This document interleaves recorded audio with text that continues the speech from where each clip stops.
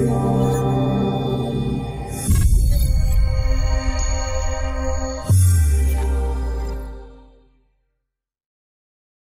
story that not a lot of people know is that when Onnit was in its infancy and we were messing around with some different formulas, I came to you and I said, Joe, what would be the formula that you would like the most, that you would use the most?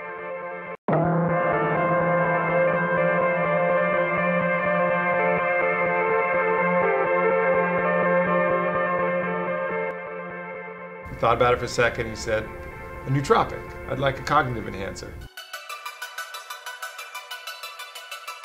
The Boston Center for Memory predominantly focuses in the space of neurodegenerative disease, Alzheimer's disease, and the other dementias. We focus predominantly on the evaluation and diagnosis and treatment, as well as a lot of clinical research, experimental research, things like that. So when Jarrett came to you and said, all right, what we'd like to do is take a nutritional supplement and study a healthy patient group, what was your thought process when that came to you?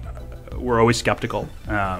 We have done some work in supplements in the past with things like ginkgo and showed that there really was no benefit cognitively from taking ginkgo. So we were surprised that people wanted to come to it. The study is what we call double blind, and that's the standard. And what that means is that we didn't know at that point who was getting what. They don't know what they're on, and we don't know. They went and they took 45 days, about 6 weeks of this, and that was a predetermined length of time. We wanted to make sure that they, were on it and taking it. And, after the completion of the last day or so, around that point, they came back and we repeated the testings. So really the main result of the study showed that the group that was on Alpha Brain had a statistically better ability to recall words after a prolonged period. So their recent verbal memory was statistically significantly improved over those people on placebo. What we're very interested in is statistical significance, which is a way to infer from the data that these results aren't just due to chance. And Alpha Brain on this one measure in particular sort of crossed that threshold.